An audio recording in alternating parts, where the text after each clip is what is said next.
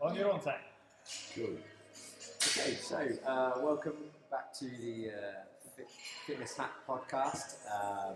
We're here at the Athlete Centre in Oxford. I'm Luke Kelly. I'm here with Mike Duncan. Mike is one of our trainers here and also our resident nutrition expert. So we're going to have a little bit of a chat around some nutrition topic today, and what we want to try and focus on is the importance of habits and then consistency in your nutrition generally, and we're just going to have a bit of a discussion around that and see where we go. So, Okay, let's just do the intro again because you had that gesture. how's that sound? Just like speaking, like let's see the people. Yeah, I think it's going to be too much of a... Yeah, probably. The next one will be testing it anyway. So,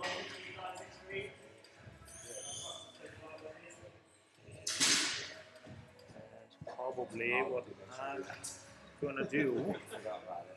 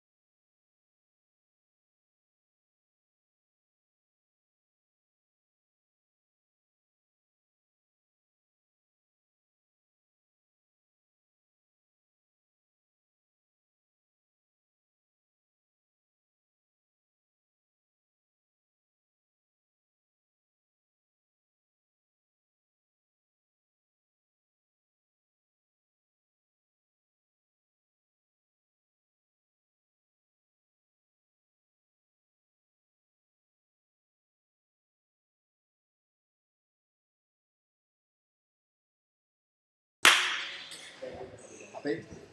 In your own time.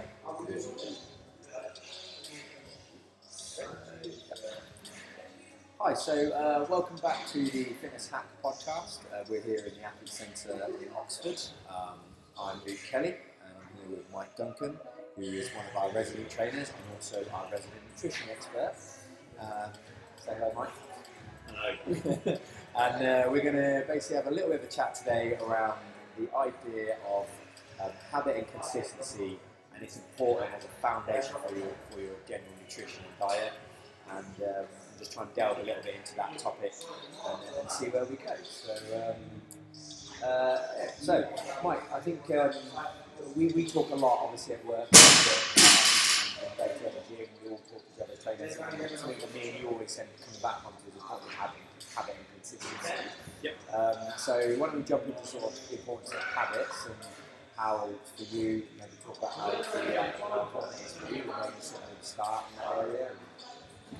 I think it's exactly right. I think talking about habits is the first place you want to start, because that's essentially the start. So developing habits around nutrition are sort of your first towards taking down the path you go. And once you build those habits, then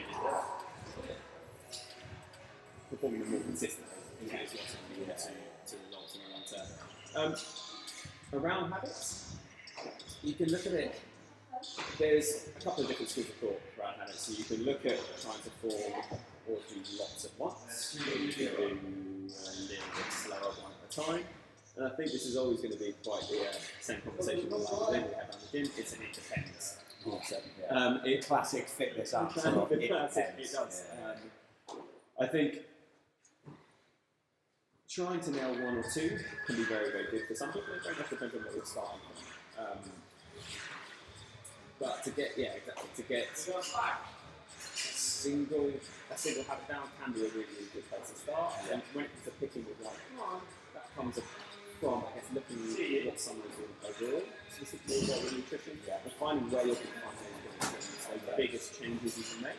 So it's often actually slightly wrong. It's not necessarily the biggest change you're going to make. It's a change that has the biggest impact on nutrition. So often you want to really filling habits are hard enough to do, so you want to find something that's quite easy to do, that's going to have a big impact. that as a starting point. But what exactly that is going to depend on Individual, yeah. what their background is.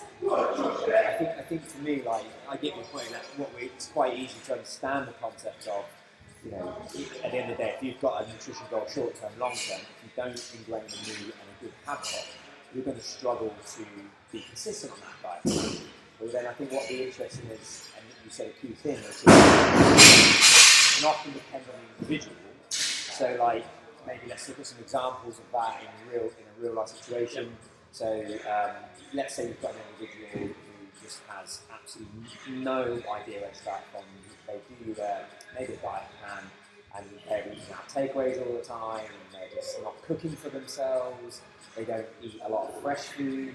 Where would you start as maybe just an example? Like, where would be a key habit you would pick for someone in that example? Okay. So from that example, I think one of the key habits in terms of the start would be to get in there. So maybe if they eat out all the time, maybe try and find, even if it's just 1 or 2 nights in the week, if their goal, depending on what their goal is, but we'll play with the example that their goal is to lose weight, along those lines. I think if they're eating out most of the time, the habit can be, let's just try and get you once a week. Find an easy to say, cook, build from it. If they think that's going to be too easy, start with 2 times a week or 3 times a week. But I think the habit there is learning to cook. And that's actually quite, if you think about what's involved in that, there's a lot of things to that. You need to pick ingredients, you need to know about the right foods, and so there's a lot of just doing that habit. And if you've never done that before, it can seem like quite a daunting thing just to go, right, I'm going to go shop, buy some raw ingredients, and then cook it.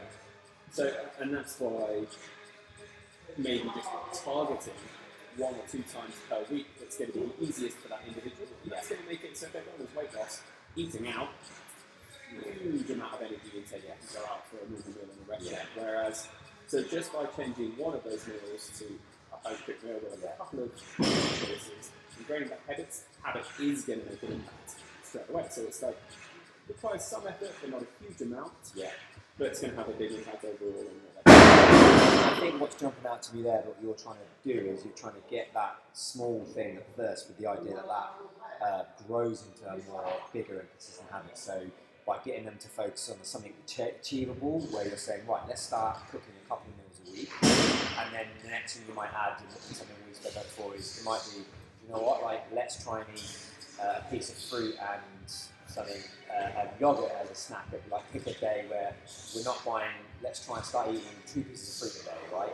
And you're not necessarily saying to them you have to eat this at this time, you're just trying to start instilling some sort of habitual change which will snowball into more consistent. And the idea is support that habit with as much as you can. So when I work with people, it's very much about, like, so getting them to swap that 1 meal at the restaurant for 1 meal at home, alongside these are some good things to put into that meal. Start educating them about nutrition at the same time, and the more you can bring on board, the more likely it's going to actually stick. And but like, I think, like you just said there as well, it doesn't have to be that one thing. If they think that's easy and achievable, then And so basically, as always, it depends on that individual. So it is. It does depend on that individual.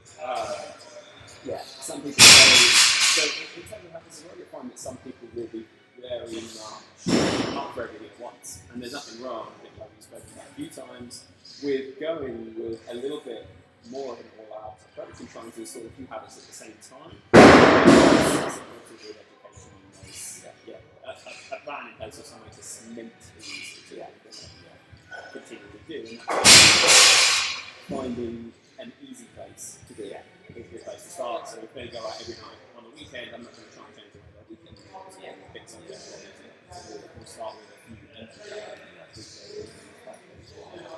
I think that's a good starting point. We're going to take a little break there, and then when we come back, we'll just recap what we said, and then try and talk about briefly on how we're going to take these habits that Mike's talking about and examples, and look at the importance of consistency going forward. Okay, sounding good. I mean, So If I know how to do it's it. quite a broad subject, so it's